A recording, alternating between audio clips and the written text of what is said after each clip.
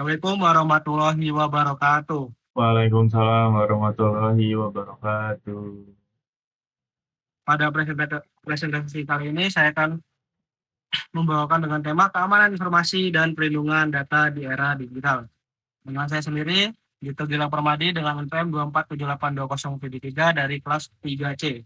Perkenalkan, saya Arvo Fernanda Wibawa dari kelas seri 3A dengan NPM 2478-2006. Saya Gadis Nirmala, NPM 2478210, kelas 3A. Selanjutnya, di slide yang kedua ini, dunia penuh resiko dan digital. Di era digital saat ini, kehidupan manusia tidak lagi dapat dipisahkan dari teknologi informasi. Hampir seluruh aktivitas kita, mulai dari bangun tidur hingga kembali beristirahat, melibatkan sistem digital.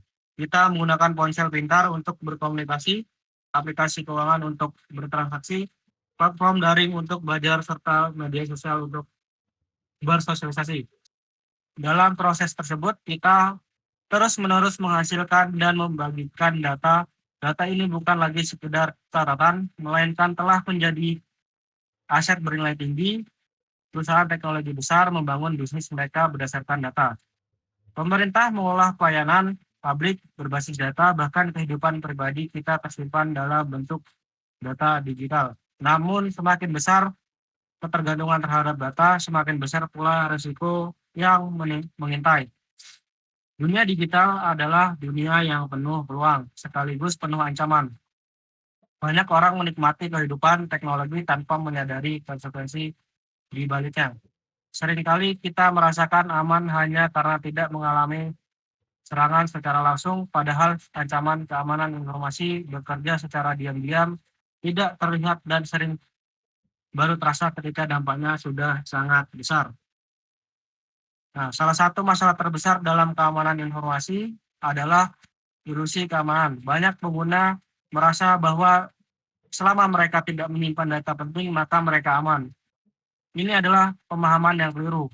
Setiap akun media sosial, alamat email, atau nomor telepon memiliki nilai. Data-data kecil ini dapat digabungkan dan dimanfaatkan untuk penipuan digital, pencurian identitas, rekayasa sosial atau social engineering, serangan lanjutan ke sistem yang lebih besar. Contoh nyatanya dapat kita lihat dari serangan ransomware. Ransomware tidak hanya menyerang perusahaan teknologi, tetapi juga rumah sakit, kampus, instansi pemerintah, usaha kecil dan menengah. Ketika rumah sakit diserang ransomware, bukan hanya sistem komputer yang terkunci, tetapi keselamatan manusia ikut terancam. Dokter tidak dapat mengakses rekam medis, alat medis tidak berfungsi optimal, dan keputusan kritis harus diambil tanpa data lengkap. Ini menunjukkan bahwa keamanan informasi bukan hanya masalah teknis, tetapi masalah etika, sosial, dan kemanusiaan. Keamanan informasi lebih dari sekedar teknologi. Keamanan informasi sering disalahartikan sebagai pemasangan antivirus, firewall, atau software keamanan lainnya. Padahal teknologi hanyalah satu bagian kecil dari sistem keamanan. Secara umum, keamanan informasi bertujuan untuk melindungi informasi dari akses tidak sah, menjaga keakuratan dan keutuhan data, menjamin ketersediaan informasi saat dibutuhkan. Terus keamanan yang efektif tidak bisa berdiri sendiri, ia membutuhkan kebijakan yang jelas, prosedur yang konsisten, budaya sadar dan keamanan. Tanpa budaya keamanan, sistem secanggih apapun dapat runtuh hanya karena satu kesalahan manusia, seperti membuka lampiran email berbahaya atau menggunakan kata sandi yang lemah. Dan selanjutnya, memahami dasar-dasar keamanan informasi. Nah, di sini ada 3 pilar pendukung keamanan informasi. Yang pertama, orang. Manusia adalah pengguna utama sistem informasi, sekaligus titik paling rentan. Banyak serangan cyber tidak menargetkan teknologi, tetapi menargetkan manusia. Contohnya, phishing, penipuan berkedok hadiah, permintaan data palsu, kurangnya edukasi membuat pengguna mudah tertipu. Oleh karena itu, kesadaran dan pelatihan keamanan menjadi sangat penting. Yang kedua, proses. Proses mencakup aturan kebijakan dan standar operasional yang mengatur pengguna sistem informasi. Tanpa proses yang baik, akses tidak dapat dikontrol, kesalahan tidak dapat ditelusuri, insiden sulit ditangani. Terus, proses yang baik membantu organisasi bertindak proaktif dan bukan reaktif. Yang ketiga, teknologi. Teknologi berfungsi sebagai alat pendukung keamanan seperti sistem autentikasi, enkripsi, sistem monitoring, backup, dan recovery. Namun, teknologi tidak akan efektif tanpa orang yang paham dan proses yang benar. Selanjutnya, Trisula CIA atau 3 pilar keamanan. Yang pertama, fondasi keamanan informasi ini.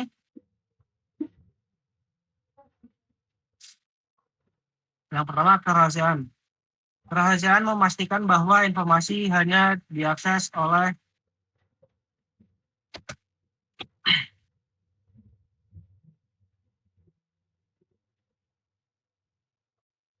pihak yang berhak.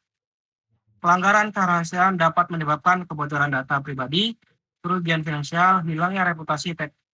Teknik yang umum digunakan, enkripsi, manajemen hak akses, atau autentikasi berlapis. Yang kedua, integritas. Integritas menjamin bahwa data tetap utuh dan akurat. Data yang telah dimodifikasi tanpa izin dapat menyebabkan keputusan yang salah. Contohnya, data nilai mahasiswa berubah, data keuangan dimanipulasi, dan data medis tidak akurat. Yang ketiga, ketersediaan. Ketersediaan memastikan bahwa sistem dan data dapat digunakan saat dibutuhkan. Serangan seperti DDoS secara langsung menargetkan aspek ini.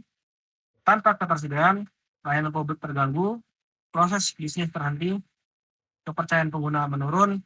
Ketiga aspek ini harus dijaga secara seimbang. Mengorbankan satu aspek demi aspek lain dapat menciptakan celah baru. Nah, keamanan informasi bukan hanya urusan organisasi, tetapi berdampak langsung pada masyarakat luas. Ketika data bocor, privasi individu terancam, kepercayaan publik menurun, stabilitas sosial bisa terganggu. Keamanan informasi yang baik menciptakan kepercayaan, keandalan sistem, keberlanjutan layanan digital. Nah, penting untuk kita pahami bahwa keamanan informasi bukan sesuatu yang instan. Ia adalah proses berkelanjutan yang membutuhkan keterlibatan semua pihak. Setiap pengguna memiliki peran, menggunakan kata sandi yang berpikir kritis sebelum mengeklik, menjaga data pribadi. Di dunia yang penuh resiko digital ini, keamanan bukan hanya kebutuhan teknis, tetapi tanggung jawab moral dan sosial. Oke, baik, selanjutnya akan dilanjutkan oleh rekan saya. Baik, selanjutnya adalah jenis ancaman dan kerentanan keamanan. Untuk lanskap digital ini menyajikan beragam ancaman yang terus berkembang. Memahami vektor serangan ini sangat penting untuk mengembangkan pertahanan yang efektif. Lalu ada jenis-jenisnya. Yang pertamanya ada malware. Nah, malware di sini adalah perangkat lunak bahaya yang dirancang untuk merusak, mencuri, atau mengganggu operasi sistem komputer. Nah, di sini juga ada jenis-jenisnya. Nah, jenis-jenisnya ini dirancang untuk merusak sistem, mencuri data, dan sering menyebar melalui file yang terinfeksi atau unduhan. Seperti itu. Nah, cara penyebarannya itu seperti file terinfeksi, lampiran email, website berbahaya, dan unduhan ilegal. Lalu selanjutnya ada phishing. Phishing adalah upaya penipuan untuk mengelabui pengguna agar mengungkapkan informasi pribadi melalui email palsu, pesan, atau situs web palsu. Nah, jadi phishing ini tuh mencoba menipu pengguna supaya memberikan data dirinya, kayak password, data bank, atau kartu kredit, seperti itu. Nah, phishing ini tuh bisa dilakukan melalui email palsu, pesan teks atau WhatsApp, website palsu yang menyerupai website resmi.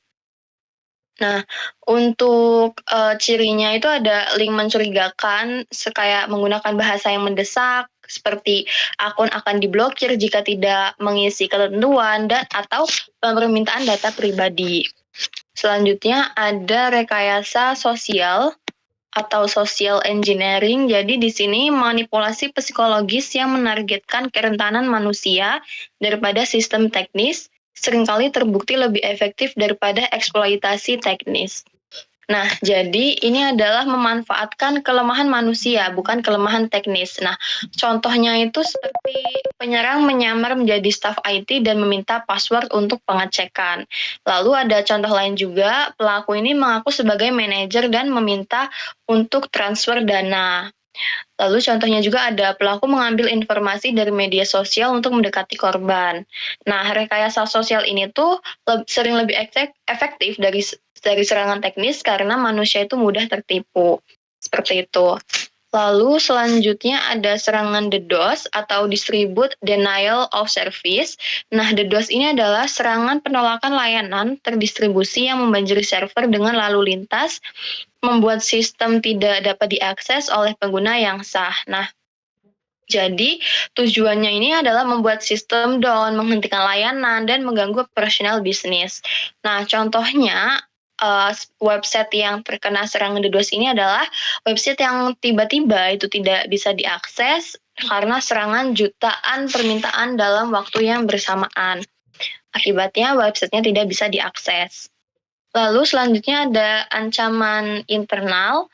Nah, ancaman ini tuh adalah risiko yang berasal dari dalam organisasi, baik melalui kesalahan karyawan atau niat jahat yang melewati pertahanan eksternal. Nah, jadi ini tuh bisa terjadi juga karena kelalaian, seperti yang klik link bahaya, dan bisa terjadi juga karena kesengajaan, seperti misalnya mencuri data perusahaan, lalu disebarluaskan tanpa izin. Nah, karena ancaman internal ini berasal dari dalam, maka sering melewati sistem keamanan eksternal, seperti itu. Lalu slide selanjutnya. Nah, slide selanjutnya ada strategi pelindungan data komprehensif. Nah, jadi perlindungan data yang efektif ini memerlukan strategi pertahanan berlapis yang menghubungkan teknologi, tata kelola, dan faktor manusia. Nah, jadi untuk menjaga keamanan data, organisasi ini tidak hanya bergantung pada satu metode saja. Nah, diperlukan juga pendekatan berlapis yang mencakup teknologi, kebijakan, dan faktor manusia. Nah, jadi ada komponen-komponennya. Yang pertama yaitu ada infrastruktur teknologi. Nah, jadi ini adalah lapisan teknis yang melindungi sistem dari ancaman eksternal maupun internal. Nah, lalu komponen pentingnya itu seperti menerapkan firewall, antivirus, deteksi intrusion detection system, dan enkripsi. Seperti itu. Nah, untuk firewall ini adalah mengontrol traffic masuk keluar jaringan, hanya mengizinkan traffic yang aman. Untuk antivirus ini mendeteksi dan menghapus malware seperti virus dan ransomware. Lalu untuk yang intrusion detection system ini mendeteksi aktivitas mencurigakan atau percobaan serangan pada jaringan. Lalu yang enkripsi mengamankan data dengan pengubah menjadi kode yang hanya ingin bisa dibaca atau dengan kunci khusus. Nah, tujuannya ini mencegah akses tidak sah dan melindungi kerahasiaan serta integritas data. Lalu selanjutnya ada kebijakan keamanan. Untuk kebijakan keamanan ini kita menerapkan pedoman yang jelas yang mendefinisikan izin akses, jejak audit, dan persyaratan kepatuhan untuk semua personel. Nah, untuk izin akses ini seperti siapa saja yang boleh melihat, mengubah, atau menghapus data. Jejak audit ini pencatatan aktivitas pengguna untuk memantau penyalahgunaan, kepatuhan, mengikuti standar atau regulasi, seperti itu. Nah, intinya untuk kebijakan keamanan ini tanpa kebijakan yang jelas, teknologi saja itu tidak cukup. Lalu selanjutnya ada pelatihan pengguna. Nah, untuk pelatihan pengguna ini edukasi karyawan tentang praktik terbaik keamanan, pengenalan ancaman, dan prosedur penanganan data yang aman. Nah, pelatihannya ini cukup seperti cara mengenali email phishing, cara membuat password yang kuat, tidak membagikan kredensial kepada siapapun, dan menangani data sensitif dengan aman. Nah, kenapa pelatihan ini penting? Karena seperti yang saya sudah jelaskan tadi, kalau banyak serangan yang berasal itu dari kelalaian atau kesalahan manusia, bukan kegagalan sistem teknis. Selanjutnya ada pencadangan dan pemulihan atau backup and recovery. Nah, ini tuh strategi untuk memastikan data tetap aman dan bisa pulih cepat setelah insiden. Komponen pentingnya itu seperti backup rutin, harian, mingguan, atau real time. Backup offsite, disimpan di lokasi yang berbeda seperti cloud atau lokasi fisik yang lainnya, dan bisa disaster recovery plan, yaitu atau prosedur pemulihan ketika terjadi bencana, seperti itu. Nah, untuk manfaatnya ini adalah menghindari kehilangan data total dan mempercepat operasional kembali normal. Selanjutnya ada model tanpa kepercayaan. Nah, jadi zero trust ini adalah pendekatan keamanan modern yang berprinsip jangan percaya siapapun secara otomatis, verifikasi semuanya. Nah, berbeda dengan model yang lama, yang percaya semua perangkat ini di dalam jaringan itu aman. Nah, zero trust ini memeriksa semua permintaan akses, bahkan dari karyawan, perangkat internal, lokasi kantor, atau bahkan aplikasi yang sudah dikenal. Seperti itu. Untuk prinsip zero trust ini tuh seperti verifikasi identitas secara ketat, akses minimal, segmentasi jaringan, dan pemantauan secara berkala. Lalu slide selanjutnya. Nah, selanjutnya ada etika dan tanggung jawab profesional. Jadi keamanan informasi ini tidak dapat dipisahkan dari etika profesional, seperti itu. Nah, jadi terkadang ada beberapa pertanyaan etis yang sering muncul. Apakah administrator sistem boleh mengakses data pribadi pengguna tanpa izin? Jika menemukan celah keamanan, apa harus dilaporkan atau dimanfaatkan untuk keuntungan pribadi? Nah, jawaban di atas ini adalah pertanyaan ini ditentukan oleh etika profesional. Nah, jadi etika juga ini membentuk dasar moral yang mencegah para profesional IT menyalahgunakan akses dan keahliannya. Nah, pengungkapan bertanggung jawab, praktik melaporkan temuan keamanan melalui saluran yang tepat itu sangat penting. Jadi ini memastikan kerentanan diperbaiki sebelum aktor jahat ini mengeksploitasinya dan melindungi komunitas dari ancaman cyber. Nah, jadi ada praktik etisnya juga. Yang pertama itu ada melaporkan kerentanan secara bertanggung jawab, menghormati privasi pengguna, mengikuti kebijakan keamanan, dan menjaga integritas profesional. Lalu ada praktik yang tidak etis, yaitu mengeksploitasi celah keamanan, akses data tanpa izin, menjual kerentanan, dan manajemen sistem yang lalai. Selanjutnya akan dilanjutkan oleh rekan saya.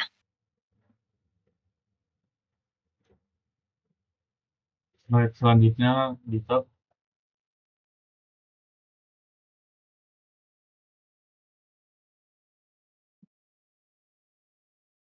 Kak,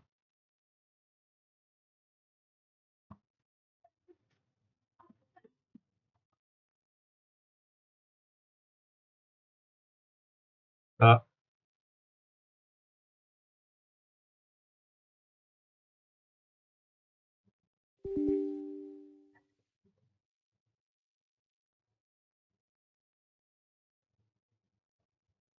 Saudara Dito, apakah bisa slide selanjutnya? Nah, abang Dito? kabar aku. Oke, oke. Jadi kan saya Nge-lag ya, Tok? iya, itu kenapa?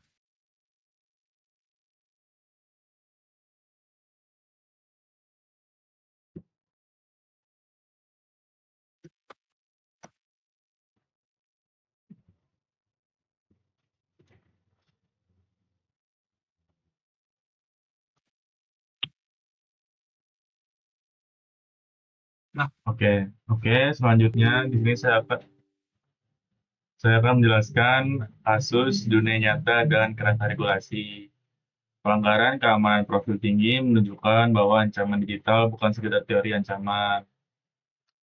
Teori ancaman tersebut memengaruhi orang, sungguhan, organisasi, dan ekonomi nasional. Di sini ada 3 kasus di dunia nyata ya. Yang pertama adalah kebocoran data BPJS tahun 2021.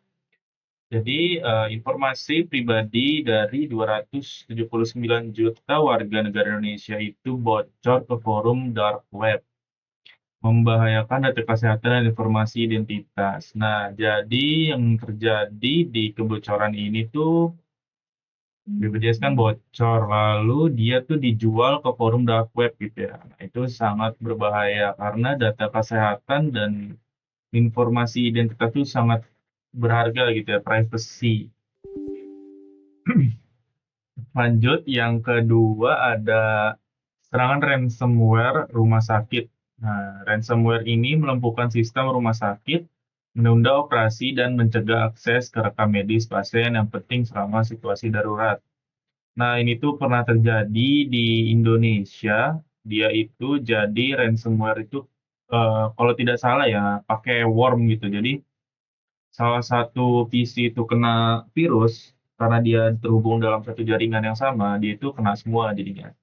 Jadi satu rumah sakit itu kena ransomware semua, serangan ransomware. Nah, yang ketiga di sini ada pelanggaran platform e-commerce tahun 2020. Jutaan akun pengguna dari platform besar disusupi dan dijual secara online, mengekspos data pribadi dan keuangan pelanggan. Nah, ini kasusnya seperti mungkin Shopee yang bocor ya, data-datanya itu bocor sehingga dijual secara online lah, mengekspos data pribadi dan keuangan pelanggan. Itu juga sangat berbahaya ya, bisa diambil duitnya, duit pelanggan. Lalu di sini ada kerangka hukum Undang-Undang Republik Indonesia Nomor 27 Tahun 2022 tentang Perlindungan Data Pribadi dan Undang-Undang UITE. Mewajibkan kebijakan keamanan organisasi dan membutuhkan pemberitahuan pelanggaran dalam waktu 72 jam. Promosi pemerintah terhadap standar ISO IAC 27001 memastikan praktik manajemen keamanan informasi yang konsisten. Nah, jadi di sini udah ada hukum di Indonesia ya tentang kejahatan di dunia digital, yaitu disusun dalam UITE ya, nomor 27 tahun 2022. Jadi Indonesia ini agak telat sebenarnya, nggak kayak seperti negara Amerika Serikat yang dimana UIT-nya tuh udah lama terbuat dari tahun 2012 kalau tidak salah. Oke, next ke slide selanjutnya. Saudara Dito, Barang.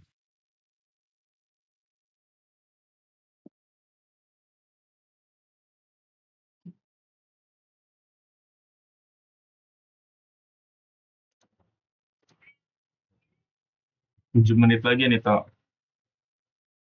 Itu kan lo kata lah.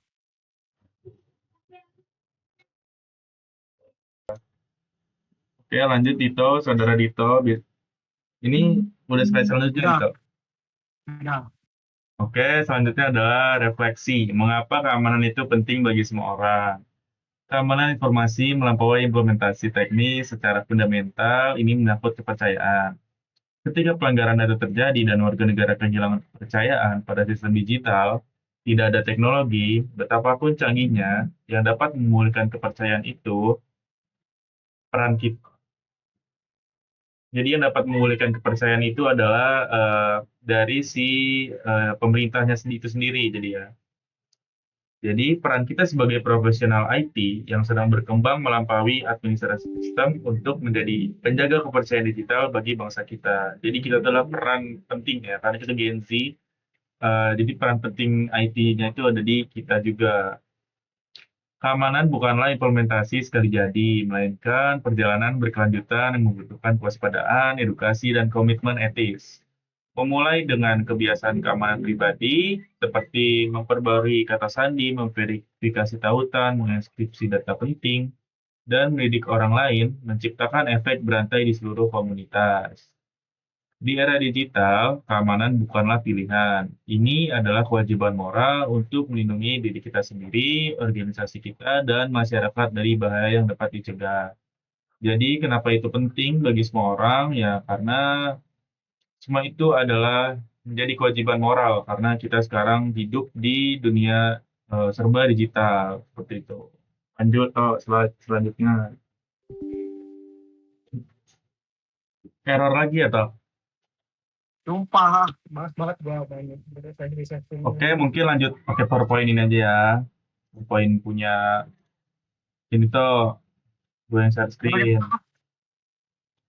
Gua kok risetin lagi. Bisa nggak?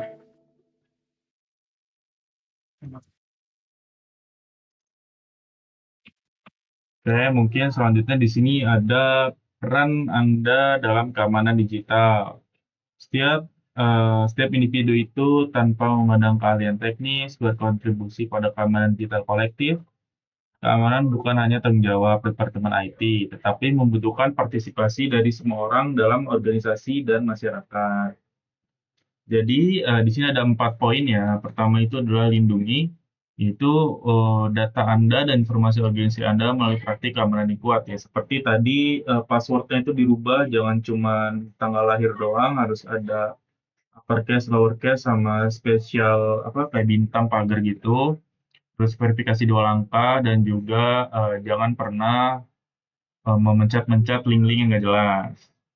Terus kedua di sini ada laporkan aktivitas mencurigakan kerentanan melalui saluran yang sesuai dengan segera. Jadi kalau ada aktivitas mencurigakan atau phishing atau dan lain-lain itu segera laporkan ke pihak yang bersangkutan, maksudnya pihak yang berwajib gitu ya, polisi gitu. Polisinya yang IT tapi. Terus lanjutnya ada edukasi orang lain tentang kesadaran, keamanan, dan praktik terbaik untuk memperkuat pertahanan kolektif. Jadi selain kita melindungi diri kita sendiri, kita harus mengedukasi orang lain juga. Misal keluarga kita sendiri agar tidak terjadi hal-hal yang tidak diinginkan seperti saldo hilang dan lain-lain ya, kebocoran data. Terus yang terakhir di sini adalah pertahankan disiplin keamanan dengan memperbarui sistem, menggunakan kredensial yang kuat, dan mengikuti protokol secara konsisten. Jadi, dari ketiga tadi yang udah kita lindungi, laporkan, edukasi udah dilakukan, selanjutnya mempertahankan. Bagaimana caranya kita mempertahankan secara konsisten keamanan yang kuat itu? Dengan cara memperbarui sistem dan mengganti password mungkin 2 bulan sekali. Oke, dalam dunia digital, kita yang sering terhubung, keamanan membutuhkan tanggung jawab kolektif. Jadi, mulai dari hari ini, perkuat praktik keamanan besok, dan berikan teladan untuk generasi mendatang. Keamanan digital adalah kewarganegaraan digital. Oke, jadi selanjutnya, ini ada pertanyaan ya. Ya. Ada 3 pertanyaan dari penugasan bab 7 kali ini. Jadi, siapa duluan nih yang mau jawab pertanyaannya? Yang nomor 1 ini kan mengapa etika profesional Oke, sangat penting dalam bidang keamanan informasi, terutama bagi administrator sistem yang memiliki akses luas terhadap data pengguna. Ada yang mau jawab? Oke, mungkin gini Maaf aja, ya. saya aja yang menjawab Oke. nomor 1. Mengapa etika profesional sangat penting dalam bidang keamanan informasi, terutama bagi administrator sistem yang memiliki akses luas terhadap data pengguna?